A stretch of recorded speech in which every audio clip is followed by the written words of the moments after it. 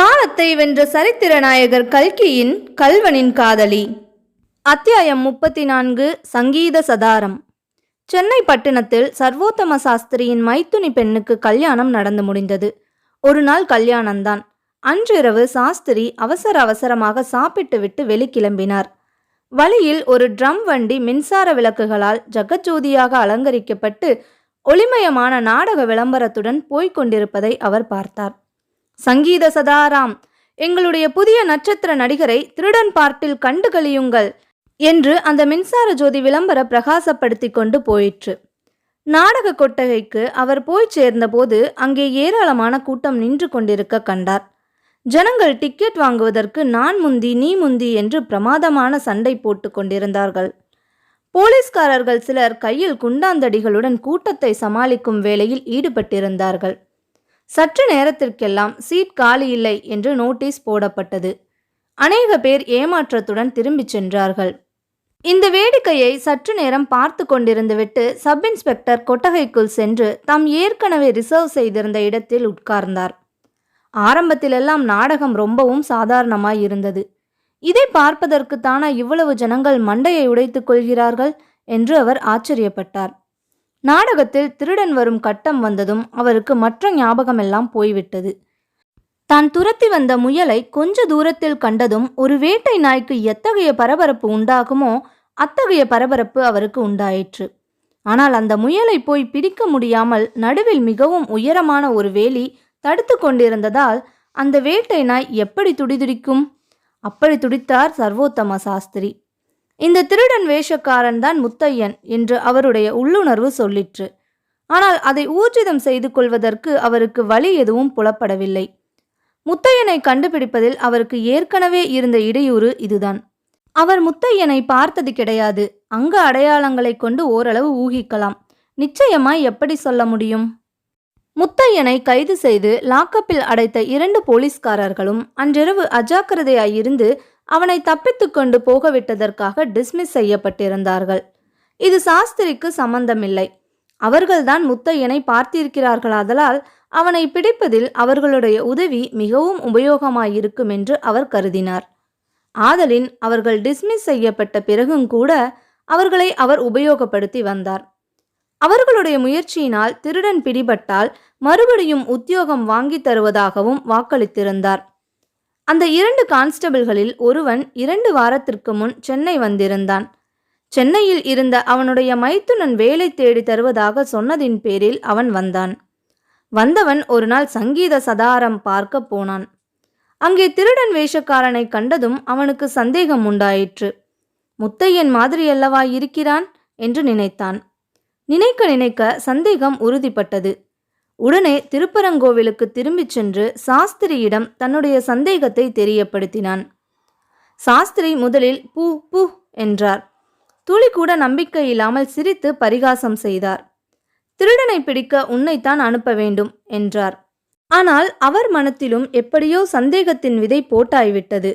2 மாதமாய் முத்தையனுடைய ஆர்ப்பாட்டம் அந்த பக்கத்தில் ஒன்றுமே இல்லாததால் அவருடைய சந்தேகம் வளர்ந்து வந்தது. ஆனால் இத்தகைய ஆதாரமற்ற சிரிப்புக்கிடமான சந்தேகத்தின் மேல் என்ன நடவடிக்கை எடுக்க முடியும்? மைத்துனி பெண்ணின் கல்யாணத்தை வியாஜமாக வைத்துக்கொண்டு தாமே ஒரு முறை சென்னைக்கு போய் பார்த்துவிட்டு வரலாமா என்று ஒரு யோசனை தோன்றிற்று.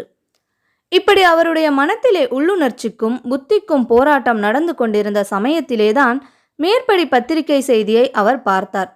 சரி சரி, இதை போய் பார்த்துவிட்டு வந்தாலொழிய மனத்தில் அமைதி ஏற்படாது, வேறு எந்த வேலையிலும் மனம் செல்லாது என்று தீர்மானித்துதான் அவர் சென்னைக்கு கிளம்பி வந்தது. நாடக மேடையில் திருடன் வந்ததிலிருந்து அவருடைய தவிப்பு நிமிஷத்துக்கு நிமிஷம் அதிகமாகிக் கொண்டிருந்தது. சில சமயம் நாம் எதையோ ஞாபகப்படுத்திக் கொள்ள விரும்புகிறோம். இதோ ஞாபகம் வந்துவிட்டது போல் தோன்றுகிறது. ஆனாலும் வருவதில்லை. ரொம்பவும் தெரிந்த விஷயம், தெளிவான சங்கதி, சந்தேகமே இல்லாத செய்தி. ஆனால் அதென்ன நெஞ்சாங்குழியில் இருக்கிறது, நினைவுக்கு வரமாட்டேன் என்கிறதே. இப்படி எத்தனையோ தடவைகளில் நாம் தவித்திருக்கிறோம் அல்லவா? சர்வோத்தம சாஸ்திரி இப்போது அந்த நிலைமையில்தான் இருந்தார். இவன் முத்தையன்தான். ஆனால் அதை நிச்சயம் செய்வது எப்படி? ஏதோ ஒரு வழி இருக்கிறது. ஆனால் அது என்ன? சாஸ்திரி தலையை சொரிந்து கொண்டார். உதட்டை மடித்து பல்லை கடித்து கொண்டார். நெற்றியை அமுக்கி பிடித்து கொண்டார்.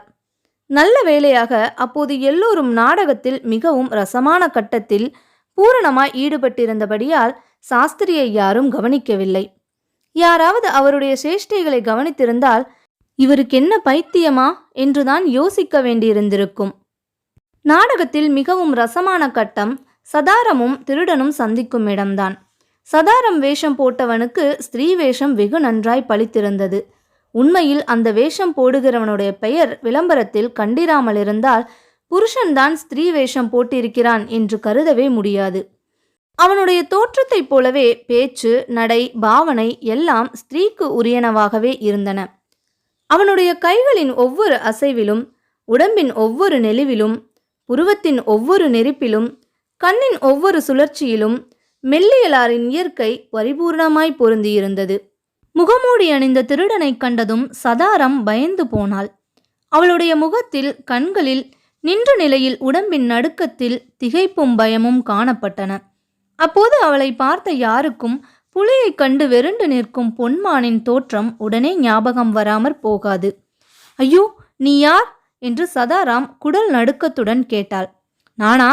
நான் மனுஷன் என்று சொல்லி சிரித்தான் திருடன். அந்த சிரிப்பினால் சிறிது தைரியம் கொண்ட சதாரம், நீ திருடன் இல்லையா என்றாள். நான் திருடன் இல்லை பெண்ணே, நான் கள்ளன். கள்ளனா? ஐயோ, உன்னை பார்த்தால் எனக்கு பயமாயிருக்கிறது என்றாள் சதாரம். அப்போது திருடன் தெம்மாங்கு மெட்டில் ஒரு பாட்டு பாடத் தொடங்கினான். கண்ணே, உனக்கு பயமேனோ என்று ஆரம்பித்து அமர்க்கலமாய் பாடினான்.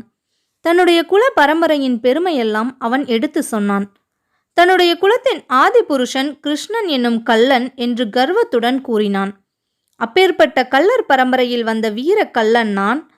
உனக்கு கள்ள புருஷனாய் வாய்த்திருக்கிறேன் என்று பாட்டை முடித்தான். அப்படி பாட்டை முடிக்கும்போது தன்னுடைய முகமூடியை சற்று அவன் விலக்கி சொந்த முகத்தை காட்டினான்.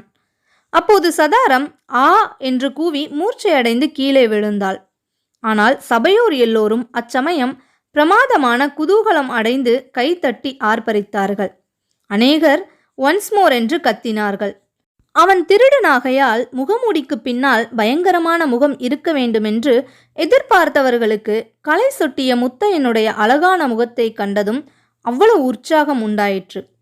அச்சமயம் சர்வோத்தம சாஸ்திரியின் முகம் கூட பிரகாசமடைந்தது. ஆனால் அதற்கு காரணம் மட்டும் வேறு. திருடனுடைய முகமூடி விலகிய அதே சமயத்தில் சாஸ்திரி தம்முடைய சந்தேகத்தை நிவர்த்தி செய்து கொள்ள ஒரு வழியை கண்டுபிடித்து விட்டார். அபிராமி, அபிராமி என்று அவருடைய வாய் அவரை அறியாமலே முணுமுணுத்து கொண்டிருந்தது. இத்துடன் இந்த அத்தியாயம் நிறைவு பெற்றது. உங்களை அடுத்த அத்தியாயத்தில் சந்திக்கிறேன். அதுவரை உங்களிடமிருந்து விடை பெறுவது நான் உங்கள் நிலா.